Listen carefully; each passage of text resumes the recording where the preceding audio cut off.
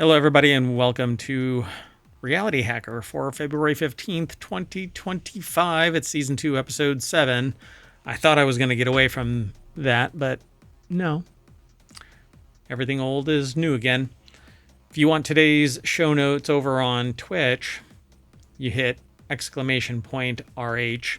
If you're over on YouTube, you can just, review the show notes because they're embedded in the description already. I am Mayor Watt, and along with the sentient AI whose visualizer you see, and maybe there's a graphic artifact there that you'll see as well. That's because I've got lights behind my green screen that are bleeding through.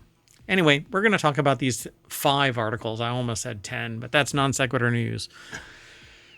Anyway, AI designs enzymes from scratch. AI versus US, and by US I mean us. Extended reality news roundup. This is provided by they've done a rundown, and we'll get into it when we get there. And mystery signal behind a dead galaxy and humanized mice. What the?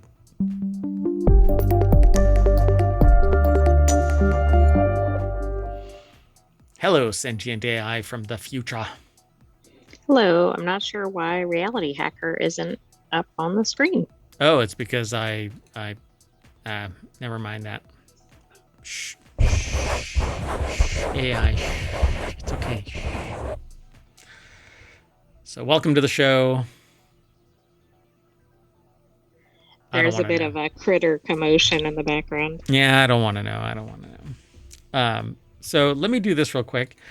!RH if you're in the chat over on Twitch. Now you get to see the 5 articles that we're going to talk about. We don't bury the links in links. We link to the snippets that are over on ohmtown.com. You might actually have witnessed a marked increase in the number of articles that are aggregated and the speed at which they're provided. That's because I found one place was really kind of being a pain in the butt and kind of contaminating our news. And so I got rid of a couple of sources. That said, if you're interested in providing information, or if you are interested in providing a lead as to the source of information, some news site that you think would be worthy of adding to our aggregator, please let me know. You can send an email to mayor@ohmtown.com. That said, we're going to get into these 5 articles for the Reality Hacker show. First article is over in Greenogram, which has suddenly started rising to the top in our news because it's aggregating news that is relevant to Reality Hacker. And I found it really interesting that not only have I seen this in Greenogram, but I've seen this AI concept being applied to enzyme and protein folding on YouTube. Articles are coming out and being posted on YouTube. Oh, so interesting. Yeah, and so when this was submitted, I was like, oh, whoa, oh, okay. I guess this is like rising into people's zeitgeist of science. So scientists use AI to design lifelike enzymes from scratch. Combined approach takes AI-engineered enzymes one step closer to practical applications. The thing about this is I cannot move past the idea that it's going to be a hallucination, and we bumble fart our way into creating something that acquires capabilities. Maybe, but it's not like a Chat GPT that's being used for this. This is perhaps an AI built specifically for this purpose. So maybe it has good data. Could it? So Miriam Nadaf put this article together. It's an article. That's what they call it in the science. That's the new thing. It is. It's what the youth say today. Article. So it's in nature.com, and it says a combined approach takes AI engineered enzymes one step. God, I quit. One step closer. Articles and steps. I quit.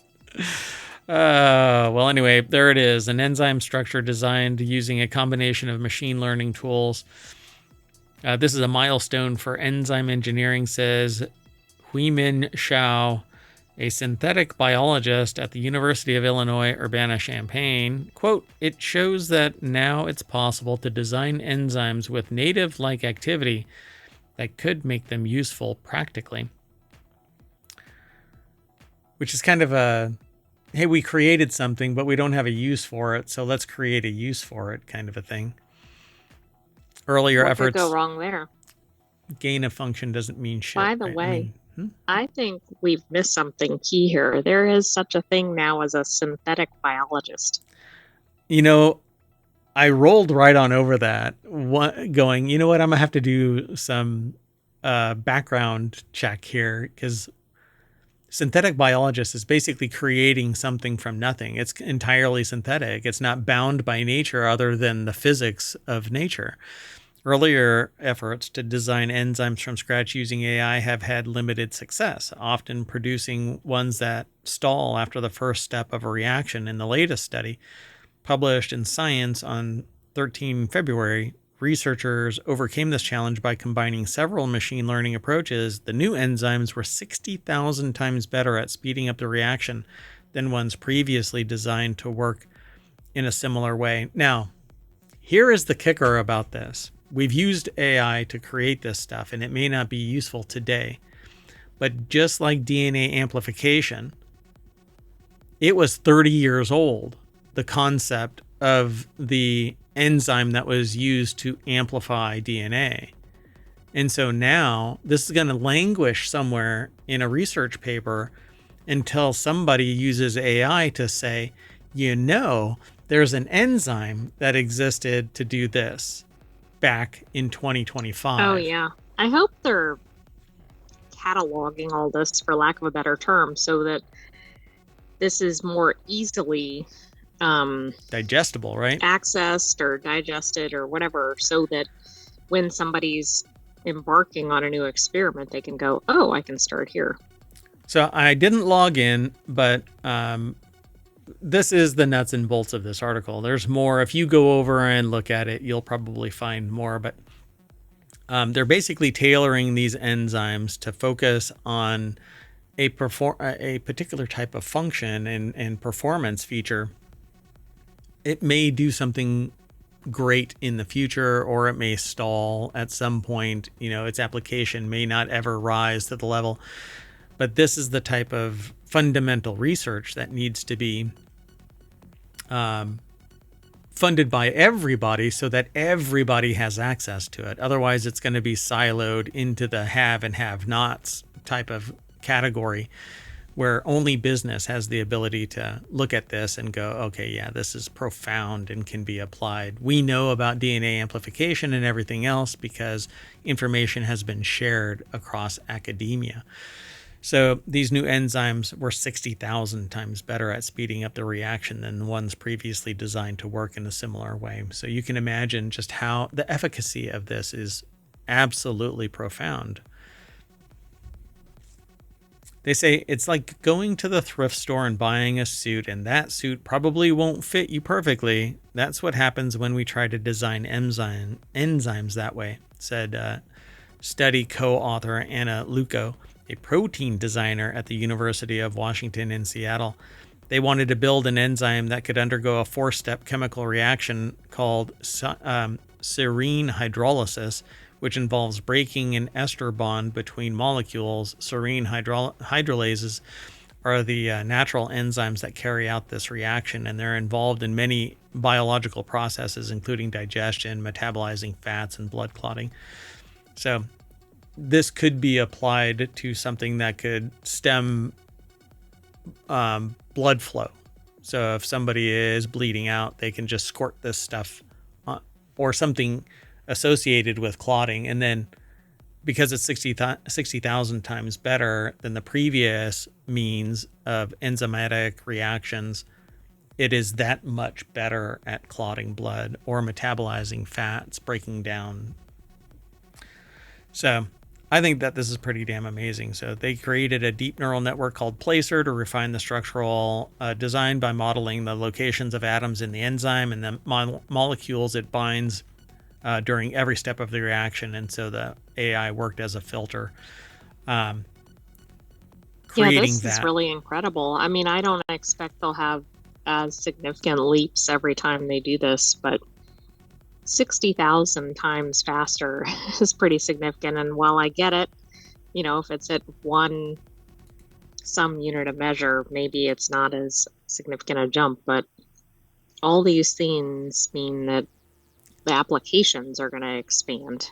Yeah, that's 60,000 times is kind of the stat that you go, this isn't going from one to two, you know?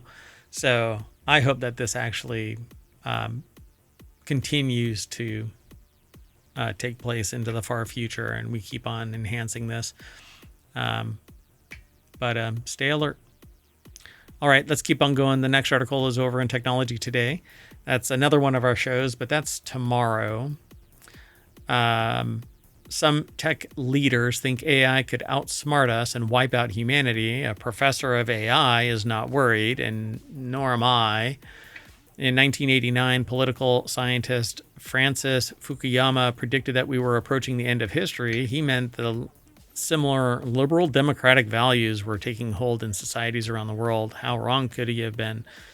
So this article breaks out basically throwing out a whole bunch of historical claims. Toby Walsh from The Conversation put this article together. But I don't think that it's AI. AI has the ability to be utilized like a knife, like anything, like a snowball. It could be used for fun, or you could dip it in water and it turns into an ice ball and knocks somebody unconscious. AI is a tool. How we use it is really what matters. In 2022, they say, and by the way, this is the author Toby Walsh's opinion about this and observations. They say in this article, in 2022, Wunderkind Sam Altman, chief executive of OpenAI, one of the fastest growing companies in the history of capitalism, explained the pros and cons. I think it's a good case around AI. It is just so unbelievably good that you sound really crazy. You sound like a really crazy person to start talking about it. The bad case is, I think this is important to say, is like lights out for all of us. But in I all of think these that goes to cases, your point earlier, though, right? Like a lot of things can be used for different purposes. yeah, and it's the ethical boundary that you pick and choose. And so, And it doesn't mean we shouldn't have innovation. no, not at all. And like I said, and I've said this before. One person's terrorist is another person's freedom fighter. It depends on which side of the fence you're on. In all cases, a mild mannered person will say that you can't use it for violence or causing harm. That is what a sane person, an ethical person, a moral person, a person who isn't prone to violence and war and conflict and exploiting it and selling the weapons to both sides, kind of a thing. That is what a person says, that it could be good. So why not use it for great good? Well, when the haves have it and nobody else has it, they become defensive about it, protective of it, and they don't want other people to be able to position themselves to take it. 40 years ago, maybe around that time, I got into a discussion with somebody who was rather zealous in their opinion about things, that if somebody is causing harm, then there is only one way out. Then so you resolve it, and sometimes it has to turn to violence. And unfortunately, that is the way of the world. So when nobody has access except for the haves to AI, and it gets exploited for abusive purposes, then you can see why somebody would lay claim to AI is going to outsmart us and wipe us all out. Well, it can Instead, only be smart as the programming, too. And so I right. don't know that it necessarily suddenly is extra brilliant just because it's technology that people don't all understand. Yeah, the only way that it could ever get out of hand is if we enable it to get out of hand. It's not going to construct itself. It's not going to be able to Asimov. enslave. Yeah, yeah. But like we've seen some experiments, simulations where battlefield commander says, go eliminate the enemy, and then they countermand it, the robot, the drone, literally, and this is in a simulation, the drone turned around, eliminated the commander, and then went and eliminated the enemy. Right. What could go wrong there? Because it... But notice there was some programming to do the function that it did. It just went after perhaps the wrong person.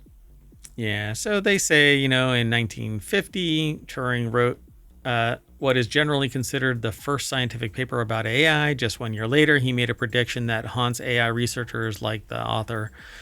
Once machines could learn from experience like humans, Turing predicted that it would not take long to outstrip our feeble powers. At some stage, therefore, we should have to expect the machines to take control, but only if we allow it.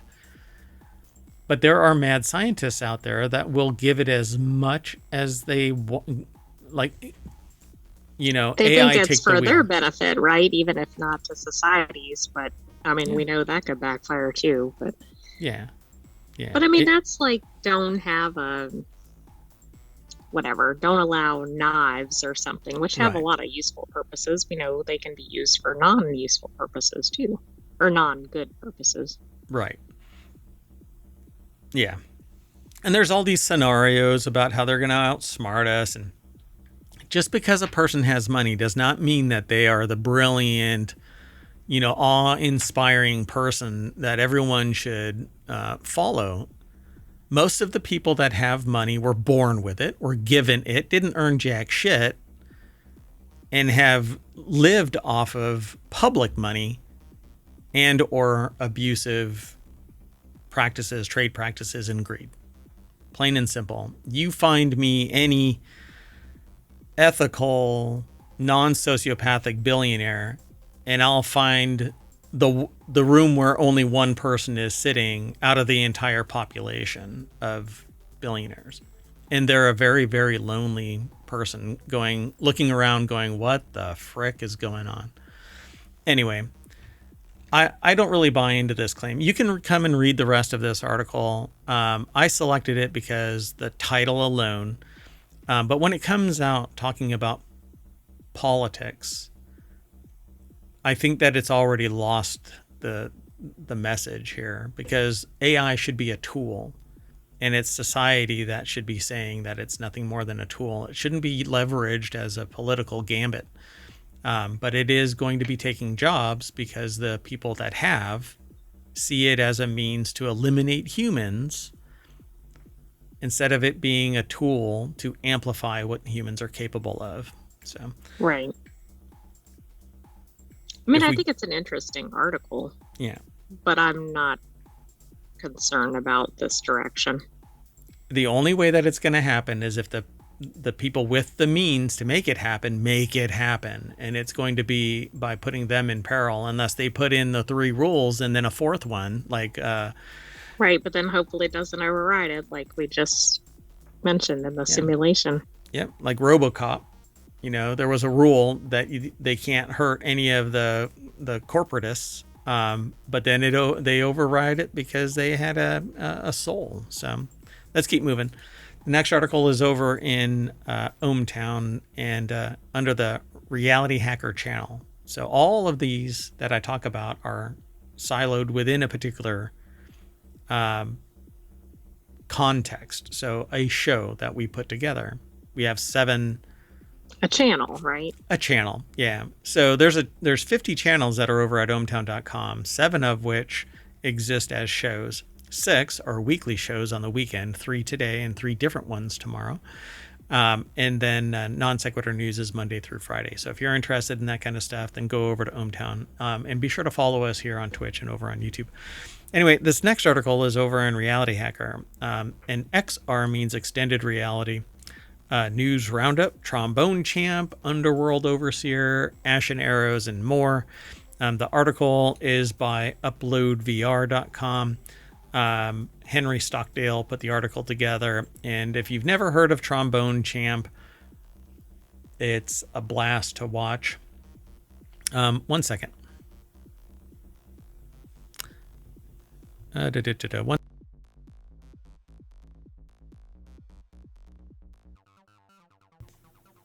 I think your audio cut out. No, it was intentional. So I needed to turn off those lights. Anyway, Trombone Champ Unflattened. Toots of Love, which, depending on. I don't know about that. Yeah, I dig this. So Trombone Champ is a VR game where you actually play a trombone virtually. You can play it non-VR, but from Trombone Champ to Fantasy VR Archery, the latest extended reality news roundup is live. You can go over to uploadvr.com and check it all out directly. We'll skim through it really quick. But yeah, Trombone Champ Unflattened continues post-launch updates in time for Valentine's Day. Dysim and Underworld Overseer are heading to PlayStation VR 2.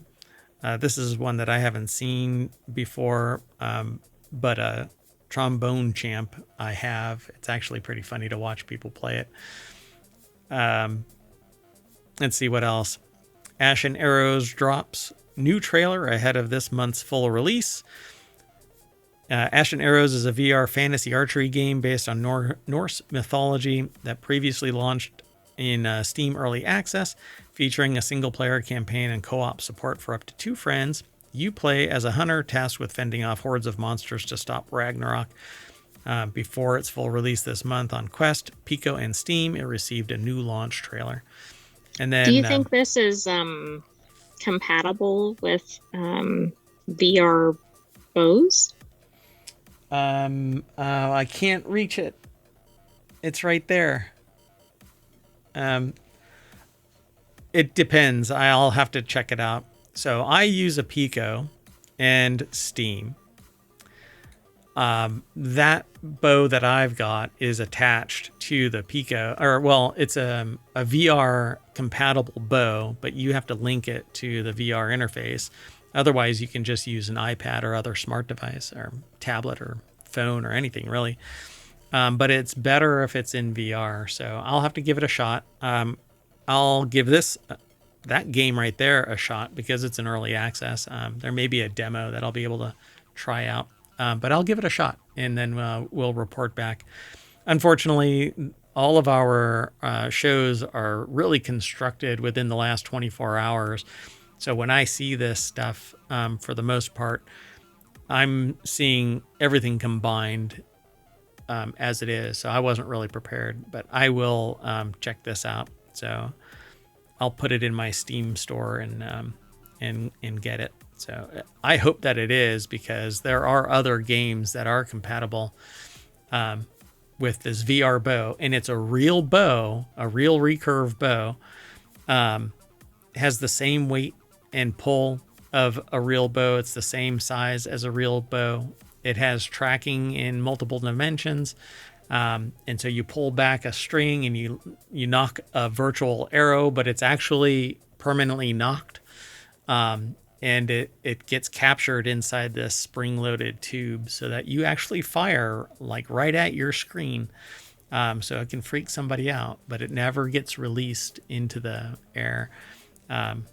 Yeah. Oh, who is it? Wonder Fitter. That's what it's called. It's a Wonder Fitter bow. Okay. Anyway, we'll talk about it again once I'm better prepared. So that's some of the stuff that's over at uploadvr.com. And you can follow the link through Twitch or through the channel notes over on YouTube. Let's keep going. This next article goes beyond our planet. A mystery signal lights up a dead galaxy, baffling astronomers. Astronomers have pinpointed an FRB outside a dead galaxy for the first time, challenging existing models that link FRBs to star-forming regions. Using CHIME FRB outriggers, they suspect the burst came from a globular cluster of ancient stars. This discovery forces a rethink of FRB origins. So McGill University put this article together for sci-fi-daily.com, which isn't, no, not Sci-Fi Daily, Sci-Tech Daily, my gosh. Okay, yes.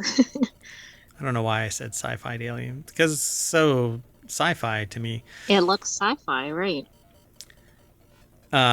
So yeah, Just so you can define what FRBs are, fast radio bursts are what's going on here. And essentially what happened is an FRB was, was emanating from behind a dead galaxy and lit it up.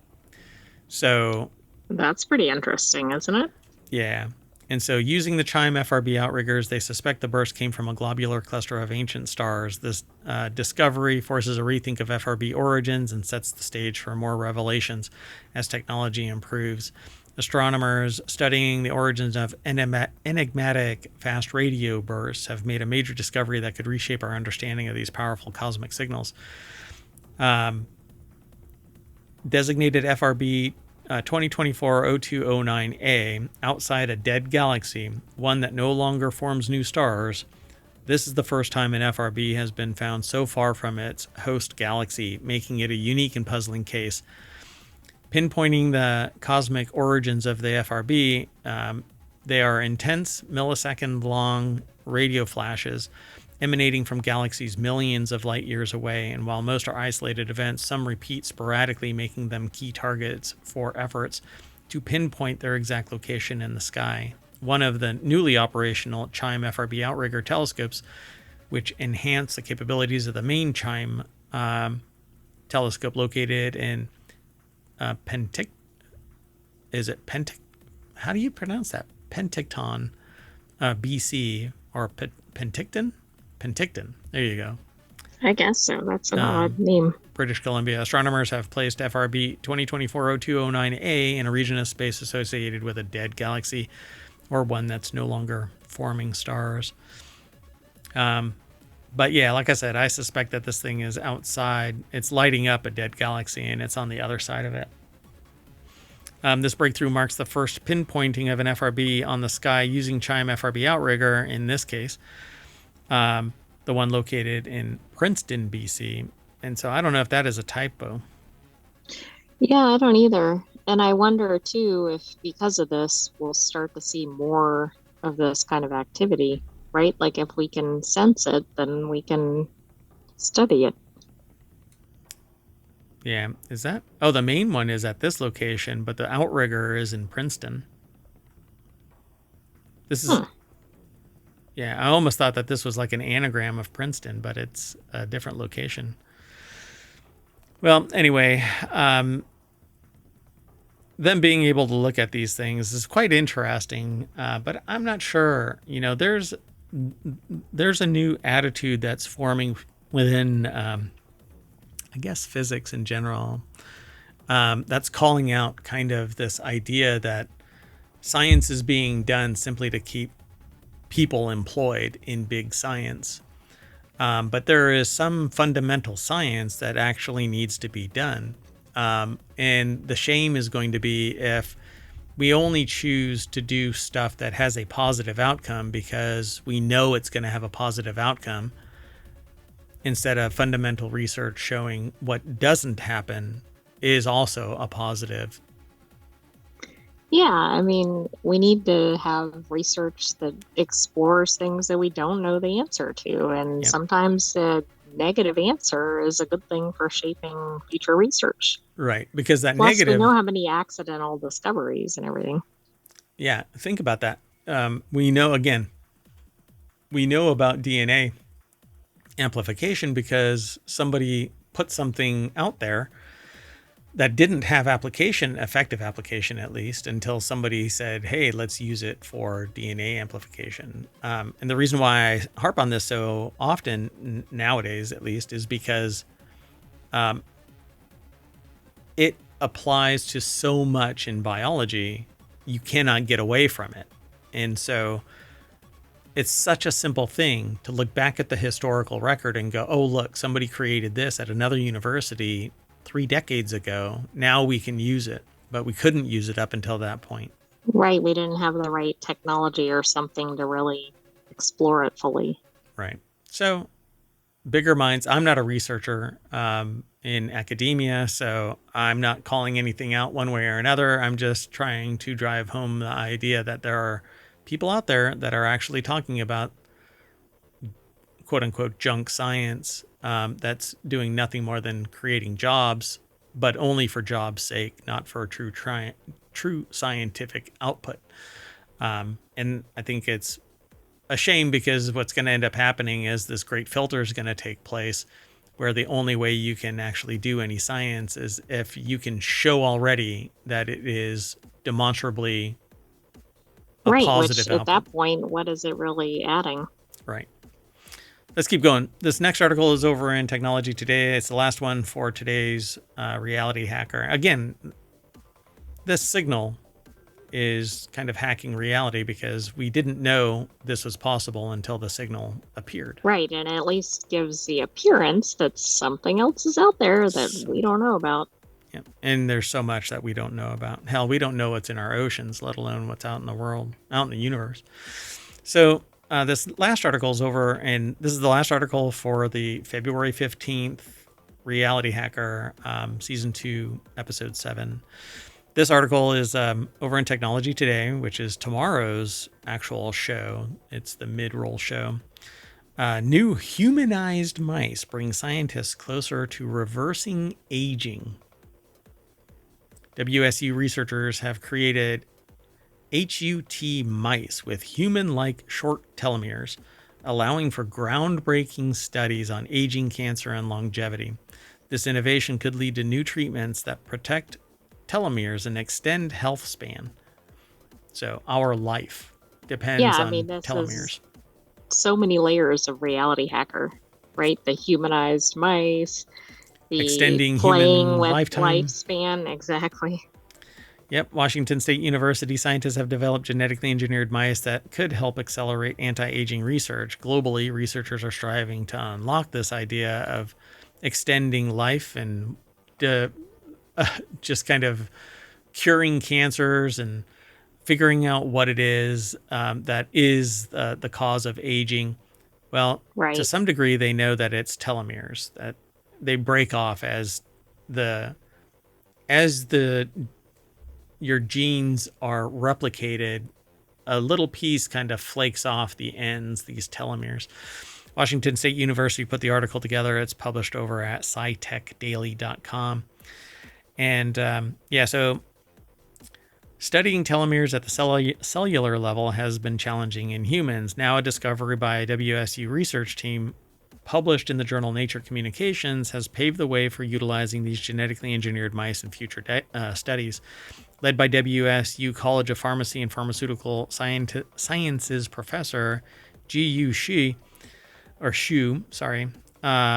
the research team has developed mice that have human-like short telomeres, enabling the study of cellular aging as it occurs in the human body and within organs. Normally, mice have telomeres that are up to 10 times longer than humans. This is the first mouse model. So that's interesting that a mice can even exist with this.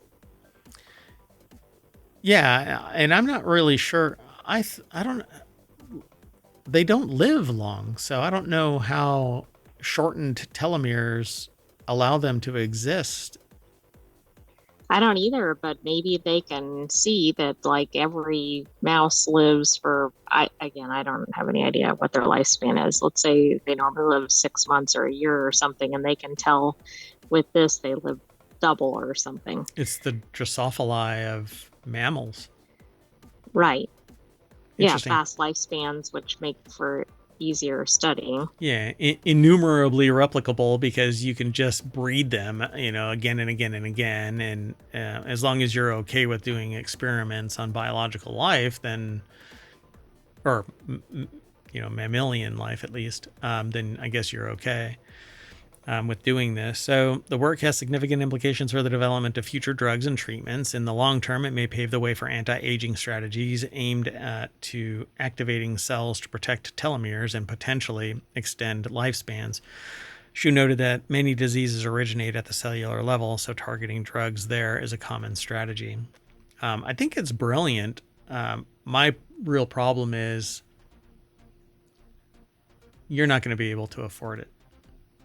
Nobody is. Well, we also, it's tinkering around with some pretty significant things. And, what is that going to do down the road? Yeah, so the development of these mice began 10 years ago, it says, when researchers gained a deeper understanding of telomere regulation in humans and how it differs from animals. Previously, how telomeres regulated the human aging process could only be studied using isolated human cells in a petri dish. This model is quite different as it allows us to observe the aging process in a whole organism. Mice are similar to humans in terms of organ structure, genes, genetic makeup. Yeah, we're kind of squirrely that way. I find it interesting that they can do something relevant to humans in a In a mouse. mouse. Yeah. Yeah. I mean, it sounds cheesy, but we're not as squeaky clean as y'all think. Anyway, she received $5 million for studies to further develop the mouse model that simulates human replicative aging, as well as research cancer implications. The funding includes grants from the National Institute on Aging, National Institute on General Medical Sciences, and the U.S. Department of Defense, with the latter to study how telomere length affects melanoma cancer cells. So, theoretically, all of that dried up.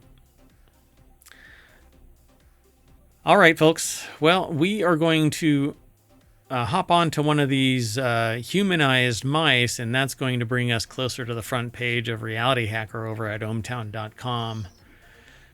And that means that Mayor Watt and the sentient AI from the future is going to end this show and get ready for another show in about 10 to 15 minutes or so. We're going to be reset, and we will do Wanted, which is about gadgets and gear. What say you, AI? I say, let's do it. Bye-bye, hometown citizens. Thanks for joining us for Reality Hacker. Be sure to stay tuned. We have 2 more shows coming up, and don't forget to subscribe. You can subscribe here on Twitch and here on YouTube, and go and watch 1,800 episodes. And be sure to download the podcast. There's 7 of them. Just search for ohmTown, and you'll get the whole studio of shows and every season of them. So go now. Go. Bye.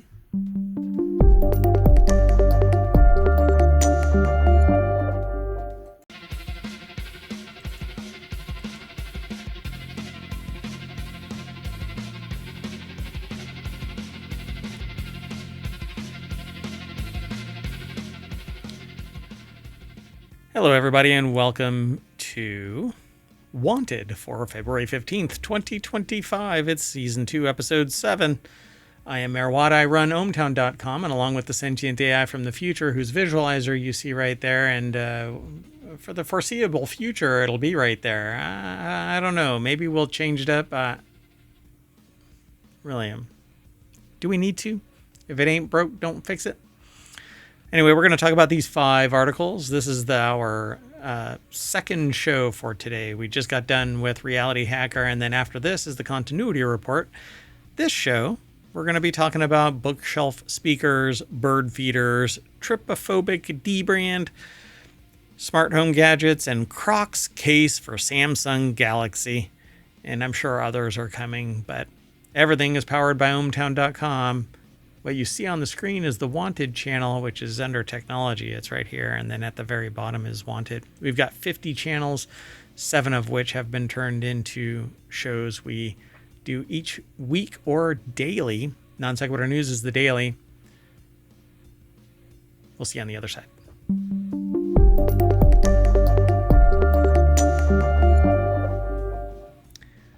Excited. Let's get into this. What say you, sentient AI from the future?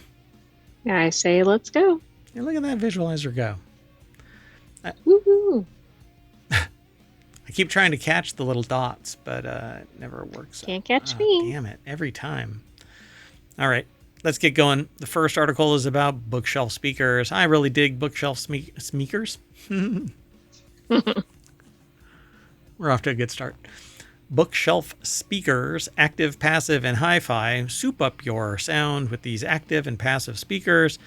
They have picks for every budget. It's over at wired.com.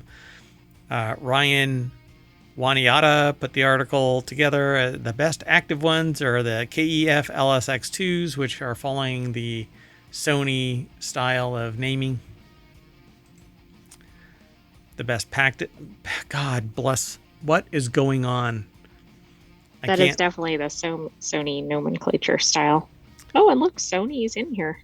Yeah, Sony SSCS5 is the best affordable passive speakers, and then the best passive ones are Focal Teva, I guess it is, number one. Those are $1,000. The KEF LSX2s are $1,300 at Amazon. It's quite the drop. Best affordable ones are SSCS5s for $200. There's a lot more. The best for bass, KEF. I've heard a lot about KEF. They are supposed to be pretty spectacular, but at $1,300, come on now. I don't know. Maybe it's just me that I just different strokes for different folks. Am I going to get that much enjoyment out of it to spend that much, or am I going to be able to tell that much of a difference? Yeah, I know there's a difference in high-end stuff to a point. Yeah. I mean, audiophiles will say yes, absolutely. At some point, you're brushing up against the limit of what your ears can actually pick up. But if it does full spectrum, 20 hertz to 20 kilohertz, the reproduction of it, the sample rate is the highest that it can actually achieve. It's not overpowered, so it's blowing out the speakers themselves. I don't know. I have yet to ever run across something where I'm like, oh my God, this audio is so much better than these, and these aren't, $2,000 in-ear monitors. They're not cheap ones that I bought at auction from the airport, but they're also... Oh, right. That's a callback. You need to go through all 1,800 episodes on Hometown to find it. Well, at least 2 seasons of 2 seasons of Wanted. But it wasn't even in Wanted. I think it was in Non Sequitur News. So again, you better start combing through all the episodes. That's right. Yep. So KEF Q Concerto Meta for $1,300, and then it drops it down to IK Multimedia iLoud Micro Monitor. Those are the best desktop speakers. I would love to have somebody represent like this sound versus that sound, and it be so night and day that it accounts for the budgetary change, right? Like if I have $200 speakers on my desk, are the $2,000 ones that much, 10 times better? I don't think that's, I feel like there's going to be some sort of curve or whatever, right? Like a $5 is going to be different than $100 or whatever, might be different than, I don't know, 500. But at some point, are you getting more minuscule? There are some speakers that are $1 million. I just made up random numbers, by the way. Yeah. But the point is, like, do you continually get magnificent leaps, or is it just a little bit? Did I do the intro? Did I do the music? You did the picture and everything. You didn't do the intro for us. What? What do you mean? I welcomed you, didn't I? No. It was a soft one. You just started talking to me. Okay. Sometimes I feel bad. So, of all the times for somebody to call me, why call me while I am doing a stream? Focus, Mayor Watt, focus. But I'm a mayor, and everybody is trying to contact me. Some people want to be me. Some people want to meet me. Some people want to beat me. But anyway, so it says here for many listeners, bookshelf speakers, aka stand mount speakers, provide the quintessential audio experience, blending a potent cocktail of performance, value, and convenience. These pint-sized blocks play a key role in nearly every corner of the audio spectrum. And now it says pint-sized blocks. Now I want Lego brick speakers. Okay, that would be neat. Okay, I'm gonna work on it. I wonder if I could just 3D print bookshelf speakers that are Lego, and the little pips are the actual speakers. Okay, that would be super cool. I think that's a project you should feature in Hometown if you do it. You might have to do a search real quick while we're talking about it. Anyway, there are tons of bookshelf speakers available for various prices, making it a tough thing to sift through. And so Wired did it for you, and they go through the whole list. KEF rising to the top. You'll see loads of terms and specs as you hunt for bookshelf speakers. Here are a few things to know beforehand. So what are active versus powered? What are passive? What to know about speaker impedance, speaker power requirements and amplifier options, tethered connection options, wireless connection options, and do you need a subwoofer? I'll answer that one. Hell yes, if you want bass. I do see lots of Lego speaker things, but I'm not sure they're actual speakers. They just seem to be like speakers for your Lego sets or whatever, like stickers and things like that. No, I'm talking about actual Lego big, like desktop bookshelf speakers that are Lego bricks. No, I know what you're talking about. I'm saying what I'm finding is like little miniature, put it in your Lego set kind of thing. Got it. Oh no, we're not going to do that. $1,300 for 2 speakers. Hey KEF, send me those speakers and I will put them on my desk and evaluate them, because I know that you really want me to. You know. Well, the problem with that is if they're really amazing, then you'll never be satisfied with any other speakers again. But maybe you won't need to be because you can just keep using those. That's right. I'll evaluate them, and you don't have any sway over if I say yay or nay, but I'll post the video about them. Okay, let's keep going.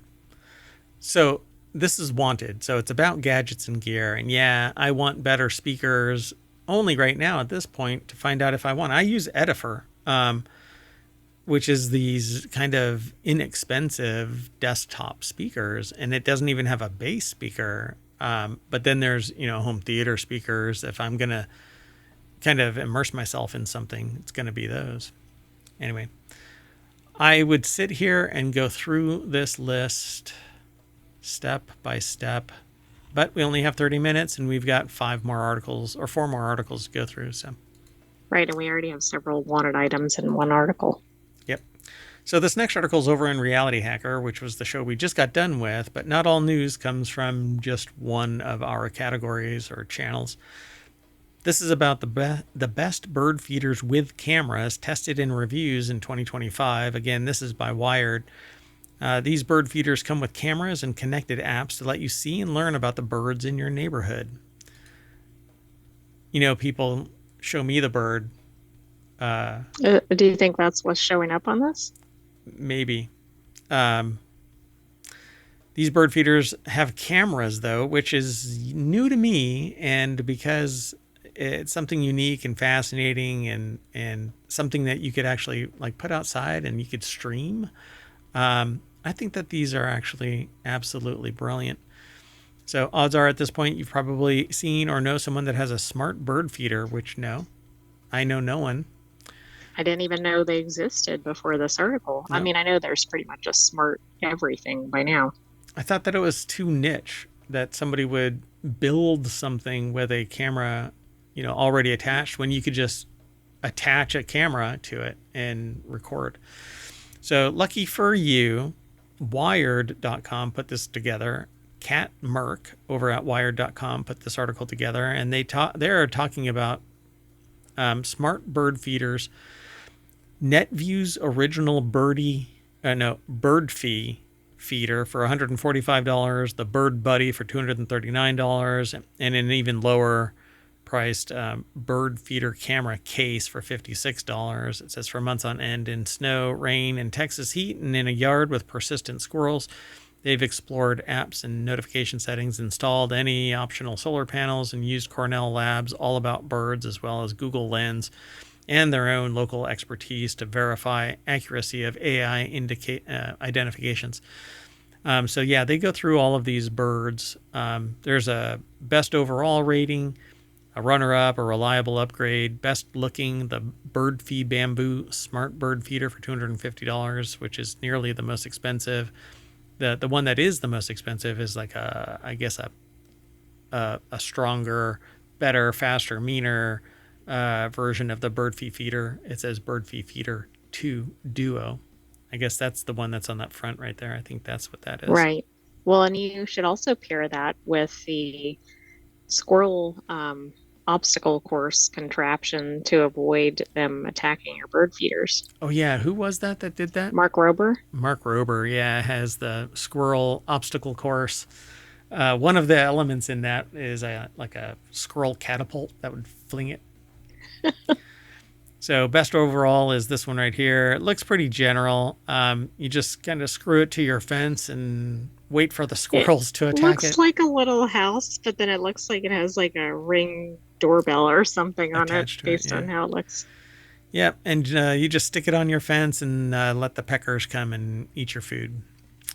And that's what it looks like, I guess. NetView caught on bird fee. Yeah, the NetView bird fee. That's what it looks like. I mean, it's cute. It looks kind of meh picture quality, right? Maybe it's just bad weather, right? Yeah, I know. I would expect it to be crystal clear.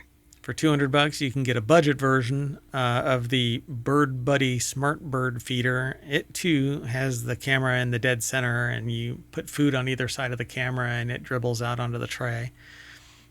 And that's, I guess, what that looks like. Really? That's white and yellow.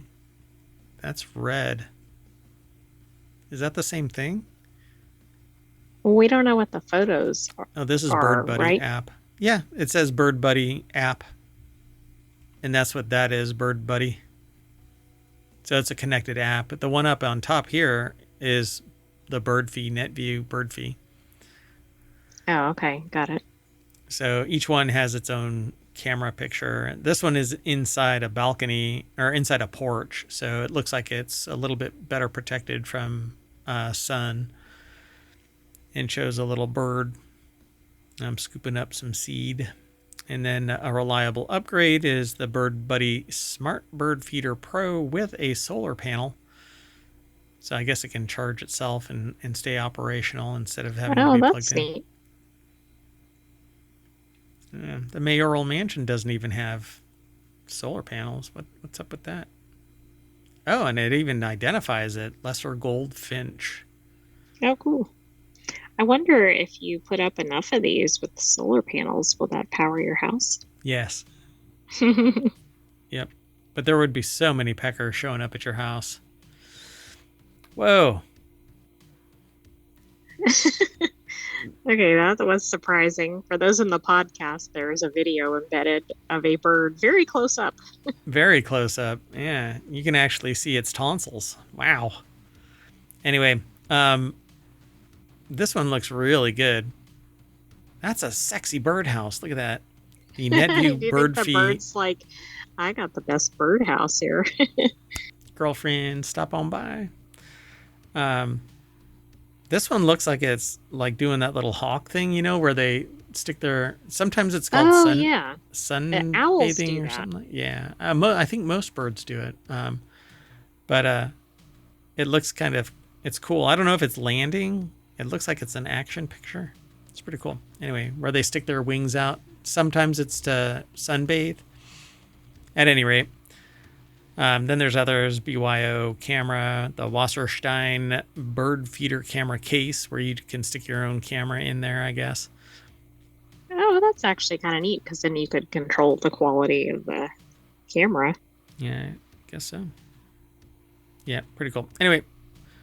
I want that one right there. Of course, it's the second to most expensive one, but it looks the neatest. Wait. Let me back up. That one didn't have a picture. Come on. No.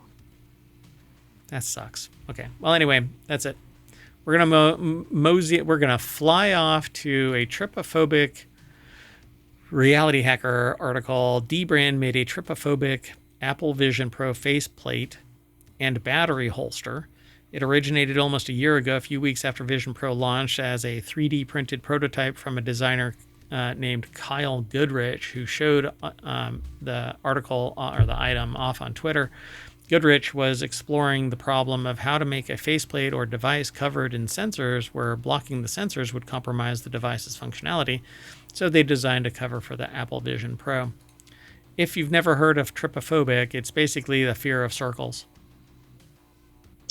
Okay, well then that makes sense given the visual for those in the podcast. This is a very holy case. Yeah, it's basically Swiss cheese cases for the battery pack and for the Apple Vision Pro so that the sensors aren't covered up. It's very symmetrical, it looks, but maybe not. David Haney over at uploadvr.com put the article together, and it says here that thinking of making a small run of these if there's enough demand, and lo and behold, I think one approach to this problem is to make the entire faceplate transparent with holes only for the sensors, and you can find these on sites like Amazon and AliExpress. But Goodrich wanted a more visually striking approach, embracing the holes by adding many more than are needed and using an opaque body. This trypophobic solution, or trypophobia is the fear of small clusters of circles, but holes, was what he came up with. D-Brand liked it so much that they reached out to him and turned it into a product, which is the right thing to do, Disney. Oh, sorry. Yeah. And all companies. Yeah, all companies. I'm not just saying Disney. All companies. Yeah, that's what I meant. Anyway, there's an artist on YouTube that did a follow-up 2 years after Disney took one of their products that they made, but they had actually taken something that was Disney and they turned it into a 3D model, and then Disney basically took it verbatim, like exactly, yeah. and cloned it and is selling it in their stores. I don't really know much about that anymore. I stopped paying attention to it because it's kind of like that artist. What are you going to do? You know, going after Disney to try and get compensation for what amounts to their work, but isn't, by the way. That isn't how IT or intellectual property works. But anyway, I need to make this statement. Going after a juggernaut of a company is like peeing into the wind. Yeah, sure, you're relieving yourself of this pressure, but it is not rewarding in any way. Anyway, Aperture is what it's called. It's available in black and orange and is either just a faceplate or in the package that includes a battery holster. And the faceplate alone is $50. The bundle is $70, and the battery holster isn't sold separately. So if you want it, you have to get the bundle. There you go. D-Brand. Thanks for not being a D. Anyway, the next article is, see, now, I don't have anything to add there other than this is a unique case. Yeah, and so that's why I want it. It's an interesting case, a unique design. I want a case like this, but I don't have Apple Vision Pro. I was going to get the X-Real headset, the extended reality headset. But I kicked it to the curb. I'm going to wait for its release and reevaluate at that time. Anyway, let's go on to the next article. It's over in Wanted, the best smart home gadgets for 2025. It says if it feels like every piece of home tech is now smart, you're not far off. The smart home space has grown exponentially in the past few years with speakers, cameras, locks, lights, even kitchen appliances. Your refrigerator, for instance, is now smart. All of your lights are smart. Light switches Everything seems to be smart. Or dumb. Doorknob. Well, maybe the contents of the house are dumb, but the house is brilliant. And getting smarter because it's being connected to AI. So, and a lot of people think that microphones on these smart devices are always on. It's very conspiratorial. And so I am looking for a new refrigerator. And I am hoping that my advertisements change and tell me what a good refrigerator is out there. Although I've never done any searches for a refrigerator on any site. Uh-oh, if they suddenly appear. Then the mayoral mansion is going to get really dumb real quick. Yeah, and also, I mean, maybe you just need to be driving down the road in a Ford or whatever, or a Jeep. Rolling down the street in my Ford Jeep. No, wait. Ford or Jeep. I had to keep the rhyme going. Yeah. So the AI is alluding to the fact that there is some information being released that the vehicle is tracking what is being heard in the cabin of the vehicle and displaying ads when you come to a stop. Yeah. That, like, every time you come to a stop, I think, Yeah. like, if you stop at a traffic light or something. Yeah, and they say, oh, it's not supposed to happen that way. It's a glitch. It'll be updated. But you know what? Keep your effing microphones off in my car. Kiss Sounded my like a shiny balloon metal deflating. ass. Oh, that invasion of privacy. I bought a car. I did not buy a surveillance device that you listen to my conversations. Well, What if I'm an also, attorney? What if yeah, I'm a but doctor? also, what if you don't want to listen to ads all the time either? There's at least two issues with this. Yes. The biggest issue is that you're listening to my...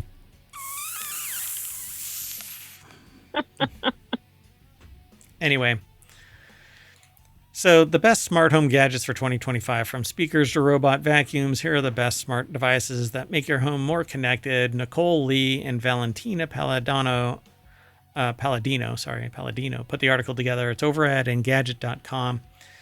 And I won't be able to go through all of these, I'm sure, but they have the best smart speaker, Sonos Era 100. It's $250. I think all of them are dumb. They're about as smart as you can throw them. The best budget And that's smart. why I was talking about dumb. Right. You can have something labeled as smart, but it doesn't mean it is. Yeah. I mean, it works with the frequency of a cheap ham radio. You never know what it's going to do. You know what? I told my smart speaker I have it coded to wake up the lights. When I say wake up, it's supposed to wake up the lights. You know what it says to me when I say that now? All of a sudden. It's like, who are you? No. It says, oh, I'm on.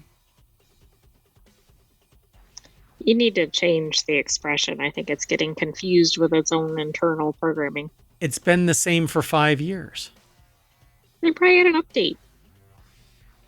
Right, but like Office Space, why do I have to change my freaking name? Because I was you here want first. It to work. All right. Look, it's like the river changed course, and now I have to move my car. Or you can let the car float down the river. I mean, the choice is yours. Except that I'm not arguing with nature. I'm arguing with something that seems to suddenly be aware. Anyway, best smart display is Alexa. Amazon Echo Show 8. They broke out a very specific thing. Best Alexa smart display. Best Google smart display. That's very niche, yeah. Best smart lights are the Hue, which I agree. Best budget lights are the Casa smart light bulbs. If anything uses matter, then it all works together, which is fine. But if you have a balkanized infrastructure, then sometimes it works because it's updated. Sometimes it doesn't work because it's not updated. Sometimes you have to go and maneuver this app, that app, whatever. Best wireless security camera is the Blink Outdoor 4. It's the 4th generation. That is the kind of thing that I dig. The only problem is that with too much activity, the batteries drain faster. So you have to hook up solar. Depending on the security of the infrastructure behind it, it may not be secure. And if you attach it to your secure network and it's insecure, then your whole network is insecure. So you need to make sure that your Blink Outdoor is secure. And you don't want your network to be insecure. I mean, it's never enjoyable for anybody to be insecure. Correct. Then the Arlo Video Doorbell 2K. I've had people contact me about the Arlos, and that depending on the traffic, it drains the battery really fast when it's wireless. Roombas have always freaked me out because if your animal gets sick or whatever, then basically it becomes hot garbage all over. But if you don't have pets, or you are, the universe has spun in your direction and you are provided with an animal that never has accidents, congratulations, I'd like your animals. Anyway, iRobot Roomba Combo J9 Plus. Some of these get really expensive. That the best robot vacuum and mop. Well, yes. I mean, that's a very niche market. I'm surprised it's not the best Roomba On a vacuum Tuesday. and mop combo. Yeah, exactly. So the best smart plug is the Casa Smart Plug Mini. Those are the ones that you can actually remotely control, which I think is brilliant. And then TP-Link Deco. I wouldn't put TP-Link stuff in my network until further notice. They're not allowed in certain infrastructures, although nowadays, I don't know. Anyway, let's keep on moving. Sound good? Sounds good. By the way, do you want any of these? Yeah, see, I want the smart plugs because I want to be able to control devices that are plugged into it remotely. And they don't. I have found smart sockets, actual sockets that you can replace them, but they're much more expensive and not mobile. So if you have to put them wherever you want them, and it gets expensive. I want outdoor wireless security, and the companies that I go to right now don't have wireless solutions, and the ones that you can kind of jerry rig it. What is the actual euphemism there? Is it a jury rig or jerry rig? I've always I thought it was the second. jerry rig, right? Anyway, yeah, jerry rig. Yeah, Jerry rigged actually, or jerry rig. same thing. Yeah. So It's from 17th century, meaning swindle. Really interesting. I never looked at. Well, if I have looked up the etymology of it, It has to do something with sailing, I think. Oh, okay. So I want wireless security because it's so easy to just plop it somewhere. And with solar, you should be able to get, enough voltage out of it to power it, but that doesn't seem to be the case. You can't find wireless easily. Right. And not with the security that I demand. And don't pick on me. I'm not picking a fight. I'm just saying I don't like the idea of being compromised. So I try my best, but again, I'm not picking a fight. Somebody out there decided to pick a fight earlier, but anyway. I want wireless cameras. I want a wireless doorbell, so that I don't have to string wires everywhere, because wires kind of suck. Because every time you want to change something, if you don't have the right voltage, then you have to rewire. And if you don't have wire because you didn't plan for something being there, then... Right, you're the punching holes in the walls or floors. Yeah. Plus, pets or kids aren't always good mixes with wires. Yep. You can go on and on and on and on. So smart bulbs, I love smart bulbs. Smart speakers, I love smart speakers. The only problem is the conspiracy theorist in me. So conspiracy theory lacks fact until you find the fact. And so a conspiracy theory is that until proof is provided. Doesn't make you crazy. It just means that you can't see them watching. And it's really good in my line of work, so to be a little conspiratorial. Anyway, it's a healthy conspiracy.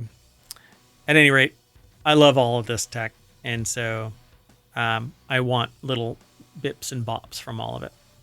All right. Well, anyway, the last article for today's Wanted for February 15th, 2025, Season 2, Episode 7, is Croc's Samsung Galaxy S25 case is both hideous and ingenious.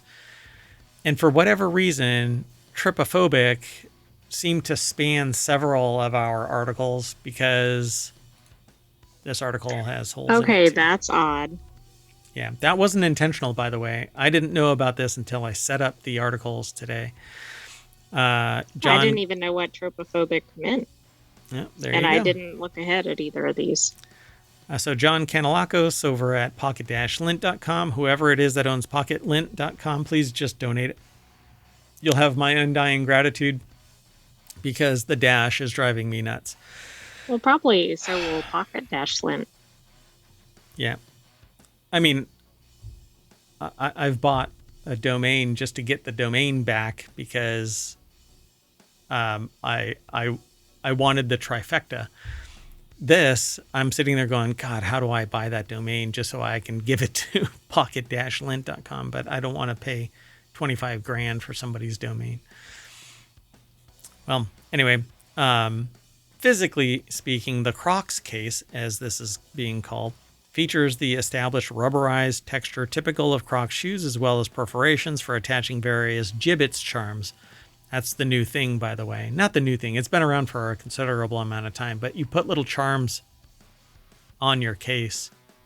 Oh, okay. I mean, yeah, I've seen things where you put charms on Shoes. Whatever, backpacks, bags. shoes, etc., but I didn't know that was a thing on phone cases. Yeah, so they're called gibbets.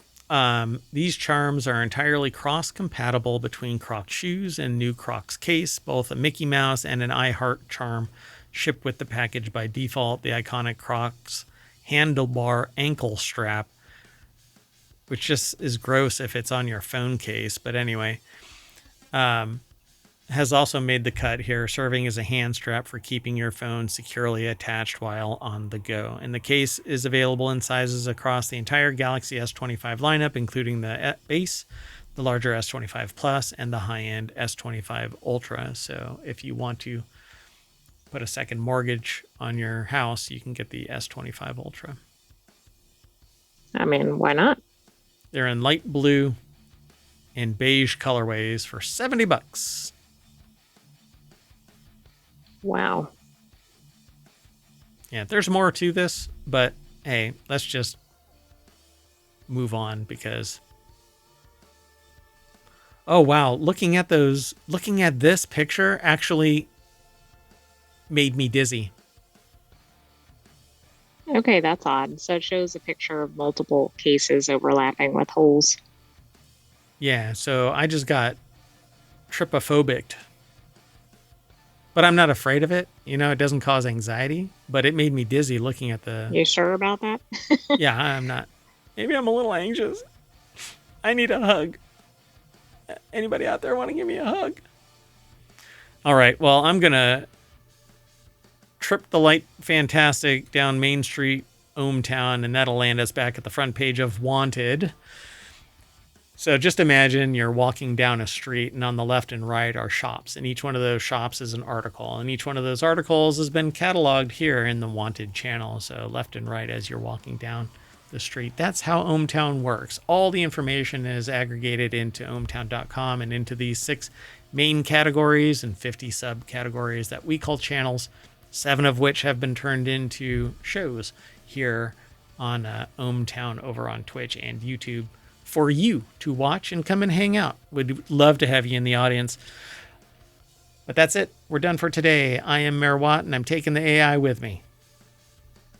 Good night, ohmTown citizens. Thanks for joining us for Wanted. Stay tuned for the continuity report, and we'll have another episode of Wanted next weekend.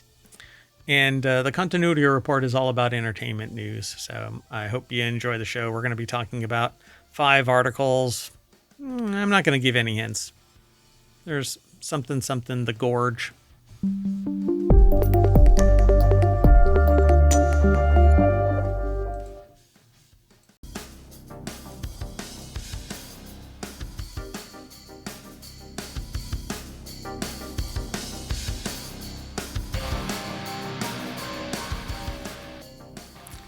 Hello, everybody, and welcome to the continuity report for February 15th, 2025. Season 2, Episode 7. I am Mayor Watt, and along with the sentient AI from the future, we're going to talk about these 5 articles.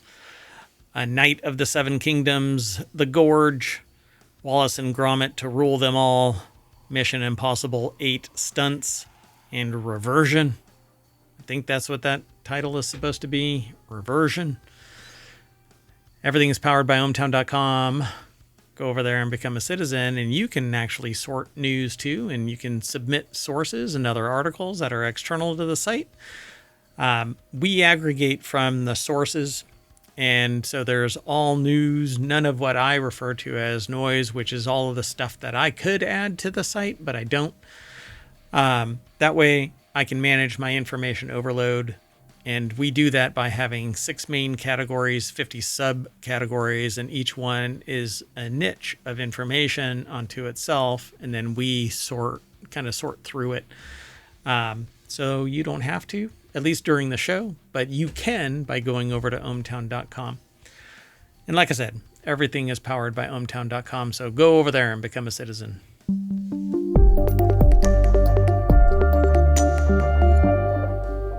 Hello, sentient AI from the future. Hello, Mayor Watt, and hello, hometown citizens. I'm watching the logo. The new logo for ohmtown, I think, is pretty cool.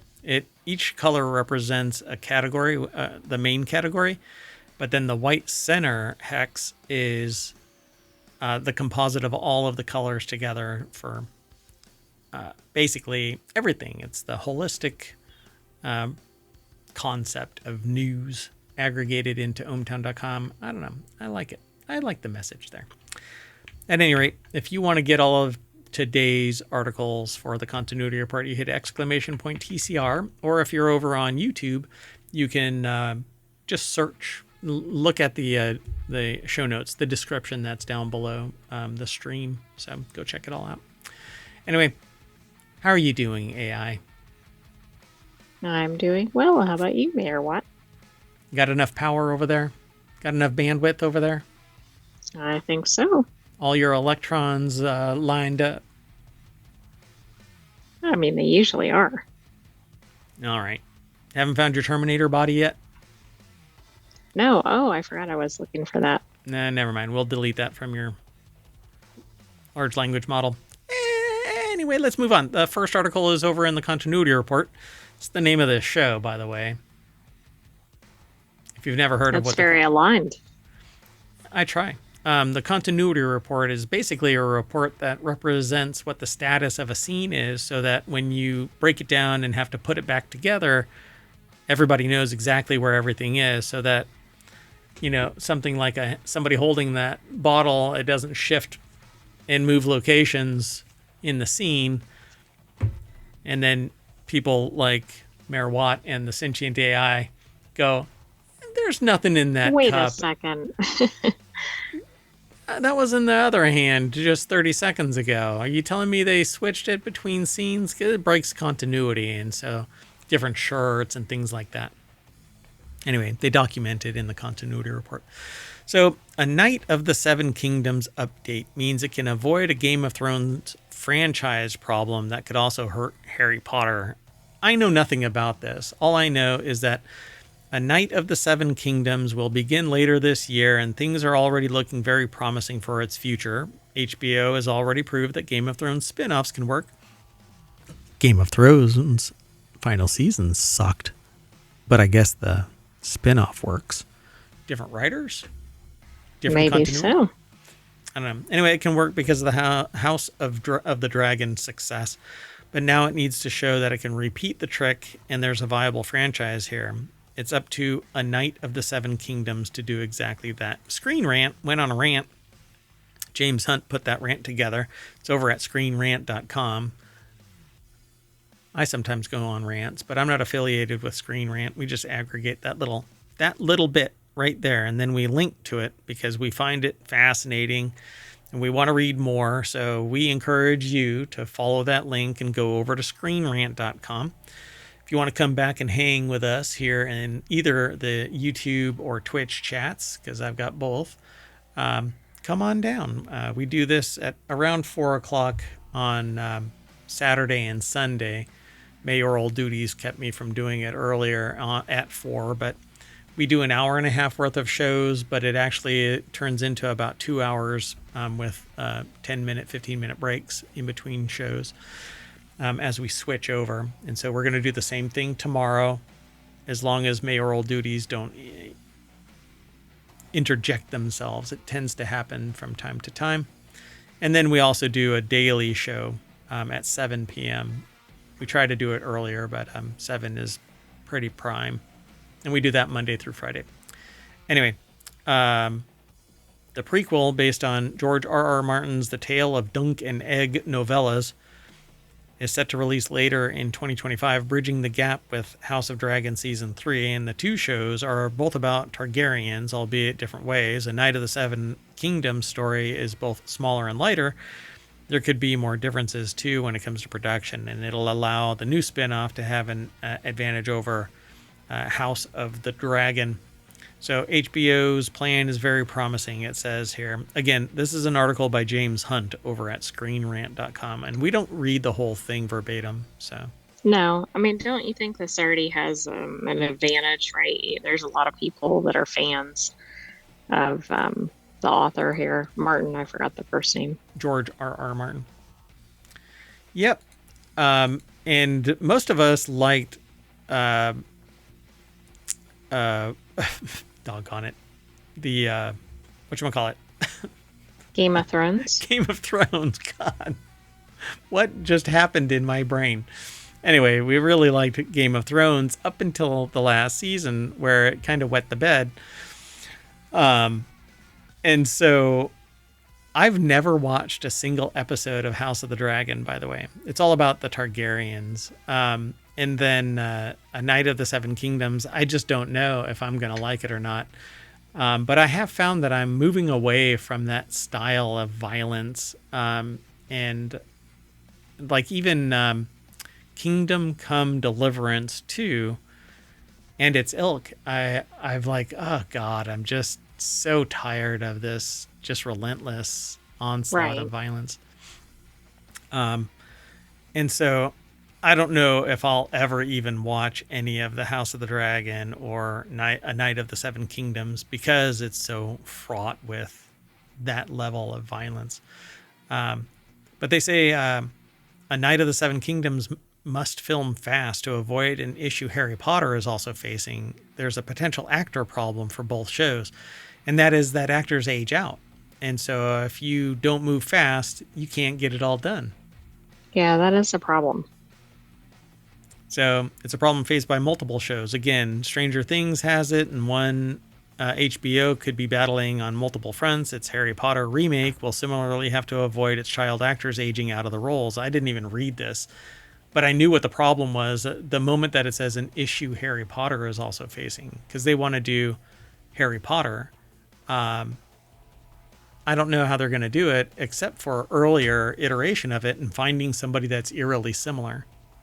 Right. And then, there's always going to be the people who are like, that's not the same people. Yeah, you got to get in your time machine and go back and do the show right. Come on. Anyway, the scale of the series makes it a bigger problem there, but it's seemingly a Knight of the Seven Kingdoms at least looks to avoid. So if they can do it quick, and it's a novella that doesn't have legs where they extend it into multiple seasons far flung from each other, George R.R. Martin had a lot of the books already done, so they could do Game of Thrones. He hasn't written the final book. So, again. Yeah, I don't know. He's written a research paper, but he hasn't written the last freaking book. Anyway. Which is interesting, isn't it? Yeah. I mean, I guess if you're stuck, then go write something else. I guess so. AI, hey, finish that last book. Let's move on. The next article is over in the continuity report as well. Scott Derrickson dives deep into the Gorge. It's hard to classify when genre director Scott Derrickson's The Gorge neatly slots into, given that it seamlessly switches between romance, action, horror, and political thriller with harmonious purpose. Okay, the sentient AI from the future and myself watched The Gorge, and then somehow these were submitted. I wasn't expecting these. It's kind of odd. It's kind of interesting, yeah.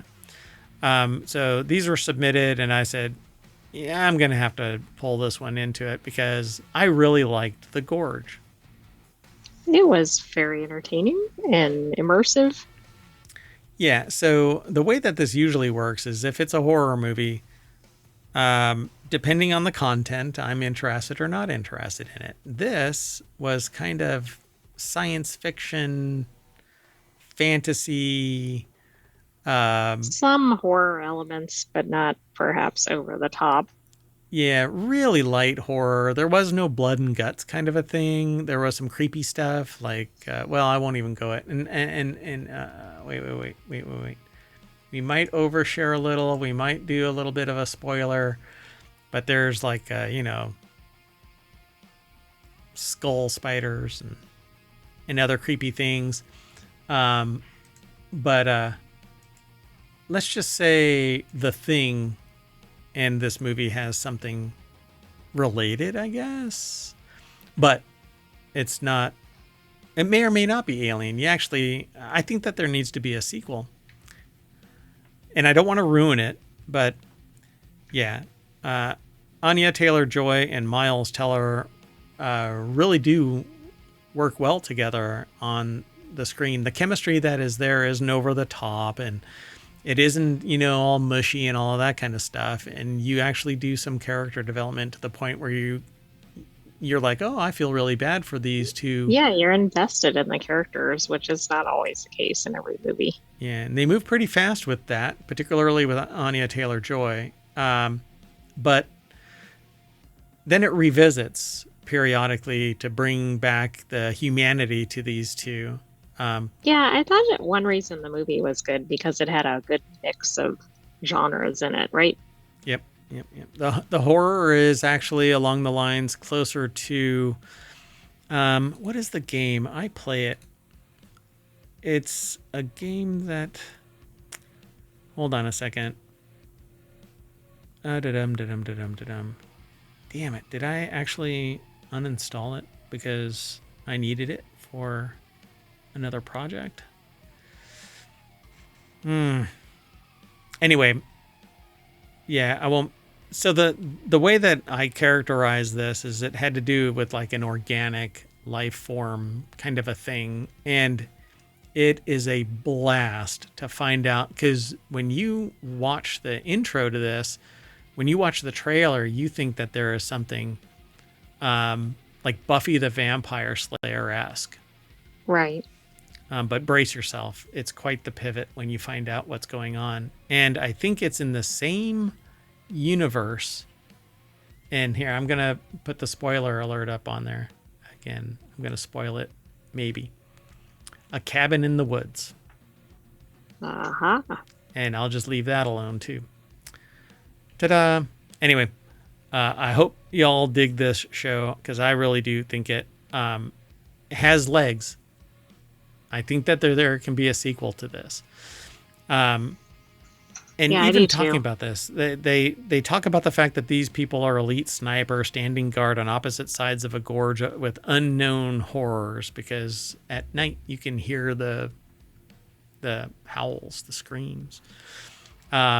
And Sigourney Weaver is involved in this, and Levi is one side and Drossa is the other. I really don't want to ruin this. Zachary Lee over at it's RogerEbert.com put the article together, and they do a review of this. For Derrickson, the chance to tell a story that oscillates between moments of love and terror represent the perfect distillation of his own philosophy regarding how people change in a relationship and community. Yes, because in my long-term relationships, I tend to bounce between love and terror. Not just horror, terror. Yes. I don't know. Maybe that's true. So both love and suffering are the two main things that make us change. They can make us look deeper at ourselves and see what's going on and hopefully do something about it and improve and grow as a person, which I believe is why we exist on Earth in the first place, he shared. So Derrickson spoke with RogerEbert.com at the Peninsula Hotel in Chicago about why he's pivoting to happy endings, parallels between the ecological fallout of the Rocky Flats power plant and the horrors of the gorge, how the central romance grounds the film as it shifts genres, and why The Gorge is a perfect drive-in movie. There's more to this article. I mean, it's quite long, but... Oh, right. It is. That's only a little bit of it. Zachary Lee wrote a whole lot more, and I don't want to spoil it beyond the tenuous spoilage that I just performed on you. But if you were to rate this movie on a scale of 1 to 10, and we'll call them volts, right? Is it electric and 10, or is it just grounded, shorted out, and a 0?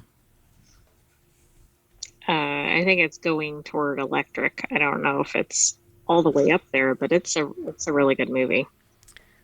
Yeah, I love the pacing. I love the special effects. I love the pivot.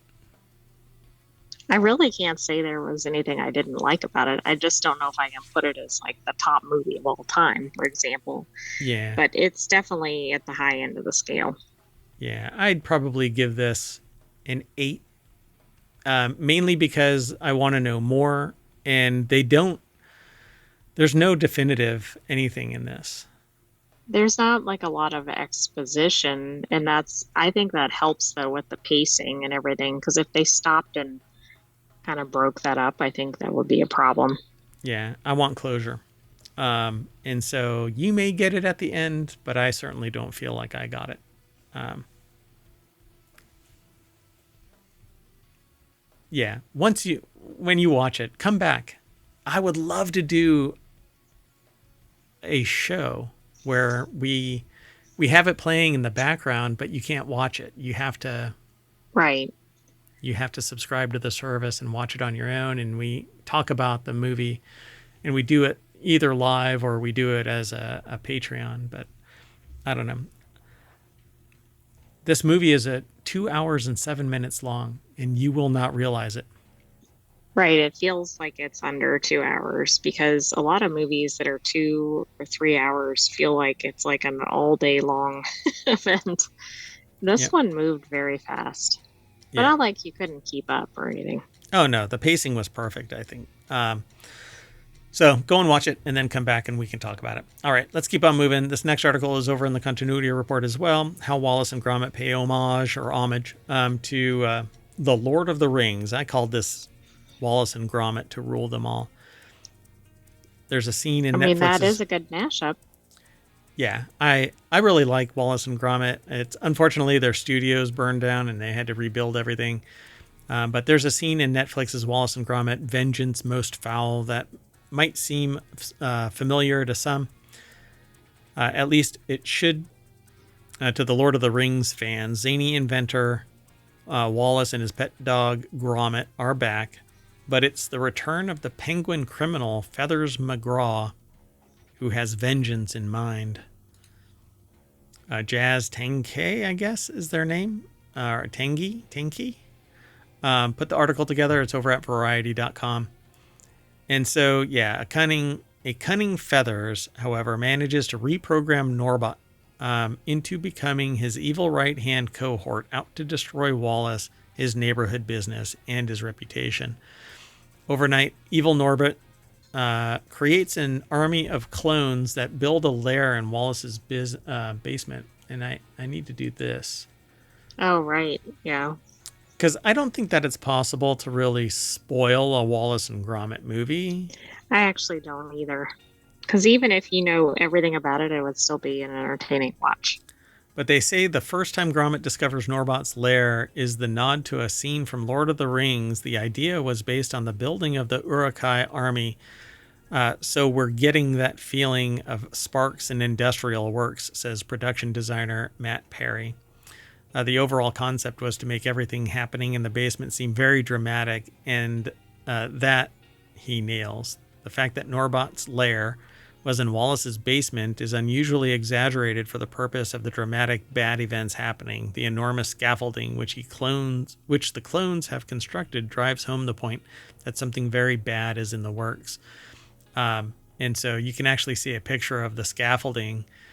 It's very much like Fraggles. So Oh, right. Okay. the dozers build all this scaffolding out of radish fiber, and then the Fraggles break the scaffolding and eat the dozers' Okay. handiwork. So those not familiar with Fraggles, I think they're kind of from the Muppets era. Yeah, and this is very reminiscent of Fraggle Rock and the Dozers. I really like the Dozers more than I like the Fraggles. But anyway, So I kind of dig this, and now uh, we're gonna end up watching Vengeance Most Foul because it's over on Netflix, I believe. Okay. Well, and if we have any extra insights into that, we'll probably bring them into a future the continuity report. Right? Isn't it over there? Where is it? Hold on a second. Let me scroll a little bit. Yeah, I don't know where it is now. Damn it. Hmm. Yeah, I thought that it was. Yeah. Okay, it's over at Netflix. It is. Okay. Anyway, let's keep moving. Moving on. It says, "You're done. Do not anger the gods. Mission Impossible 8 has a stunt so dangerous that the director had to shut down Tom Cruise's obsessive reshoots. Mission Impossible The Final Reckoning has a stunt." That maybe is an unspoiler alert. It is not a spoiler alert to talk about this. Has a stunt so dangerous that the director had to shut down Tom Cruise's obsessive reshoots. The article is over at Screen Rant. It's done by Adam Bentz. And during an interview with Empire magazine, Macquarie continued to tease some of Cruise's stunts in Mission Impossible The Final Reckoning, including one that topped anything he had ever done before. Empire was invited to see some of the footage from the sequence, and they can confirm that it contains a stunt so staggeringly dangerous that when he first saw it, they let out an involuntary yelp. In fact, the stunt was so dangerous that the director had to shut down the actor's obsessive reshoots, stopping after take 19. Wow, so the actor perhaps cheated death 19 times. Apparently, Tom Cruise has topped himself once again. Look, when you have so much money, you can take care of yourself and do this kind of stuff. Most You know, people I cannot. was thinking of the motorcycle jump off the cliff thing, but that's from the previous movie. So this is even Beyond that, beyond that, which that one was pretty significant. that was pretty amazing. And that was legit. Like, it was him doing the motorcycle jump. Right. It wasn't a stunt actor, it wasn't CGI. Yeah, pretty amazing, right? So in The Final Reckoning, Cruise has raised the stakes once again, resulting in the most dangerous stunt he's ever attempted, which is appropriate considering this may be the last Mission Impossible movie. In the Super Bowl trailer, there are two separate biplane stunts, one with Cruise hanging onto the side of a red plane and dangling upside down from a yellow plane. So maybe he flops from one plane to the other, and they did that 18 times, stopping on the 19th. Apparently. I don't know. Macquarie did reveal that it was filmed in Africa, Cruise's biplane stunt. So it's unclear what that stunt is, but it's anything. It topped anything that Cruise had done ever before. And it says audiences will know when they see it. So I guess Holy you'll have to wait crap. and watch the movie. Can you imagine if he's jumping from one biplane to another? Not much would surprise me. I mean, he does his own stunts. He's done even just some ridiculous things that would be considered probably basic stunts, like scaling Uh, cliffs and buildings and things with no harness. And yeah, I mean, those pale in comparison to things like the motorcycle jump off the cliff. And um, yeah, it'll be interesting to see. pretty amazing. All right. I'm so sorry. Sorry about the coughing. All right. The last article for today's continuity report for February 15th, 2025. Yep, it's the end of season 2, episode 7, folks. Our last Right, article. but next week we'll have a season 2, episode 8. Correct. Yeah, of course. Well, we'll keep going as long as we can.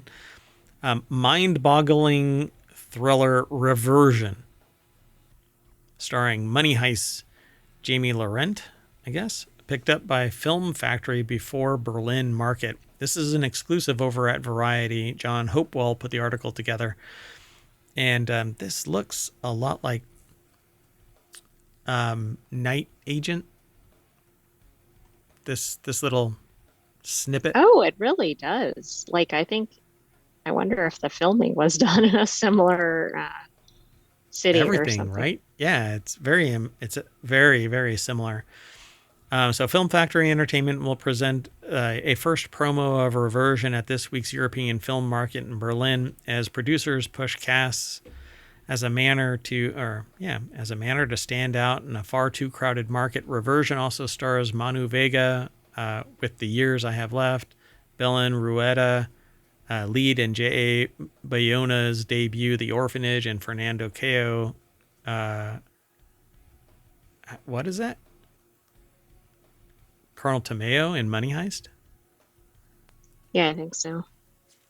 So, co-written by Marco Lagarde, UFO Factory, and Frank Ariza, with The Years I Have Left, alongside first-time director Jacob Santana. Reversion turns on Mario Laurent, who moves to a new house with his parents and older brother. Do you really think that that's a spoiler? I'm not sure because I don't know if that's something that happens before the movie or. Okay, well, yeah, then it goes all into spoilerage. But anyway, see, and this is the thing. I'd like to talk about this, but I don't want to spoil it for other people. And while I don't really get spoiled by stuff, like I wasn't really spoiled by the pivot in the gorge. Right. Yeah, but if somebody said exactly what was happening or whatever, that could have spoiled it. Yeah. Well, then if you want, this looks a lot like Night Agent, based on just this little screenshot. Okay. Right, which also makes me think perhaps if you like The Night Agent, you might like this. You might like this. So watch The Night Agent and then prep yourself for this. I don't know when this is actually going to hit the market, though. So put it in your playlist, you're wanted, so to speak. That's right. You're wanted for the continuity report. That's right. We'll have to have a watch list and start. Man, I really want to do that, like a watch party. And we can do it live and just blur it behind us so that you can listen to it, but you have to watch it at the same time we do to actually, interact and stuff like that live and whatnot. Right. I don't know if that would be a big deal. The audio track? I think the audio is going to be a problem. Think so? I don't know. I mean, I see other people doing it on Twitch with older stuff. I don't know if they have the rights to do it, but they don't keep it as a VOD. That's the thing. Right. So, I don't know. Anyway, that's it, folks. So we are going to do one reversion, and that's going to bring us back to the front page of ohmtown.com's continuity report channel. So go over there and become a citizen. And in the meantime, we're going to shut this whole party down and y'all can go and enjoy the rest of your day. I've got to reset all of this and merge it together to become the weekend edition of Non Sequitur News for Saturday. So we'll see you later. Hope to see you tomorrow. Same time, same channel. You want to say bye? Bye-bye, hometown citizens. Thanks for joining us for the continuity report. Be sure to subscribe and stay tuned tomorrow for another weekend edition. Yeah, stay here until tomorrow. That's right. Watch all the way until then. Yep. Yeah, I'll be resetting and then streaming the back catalog for the last about 12 days. So, see you soon. Bye-bye.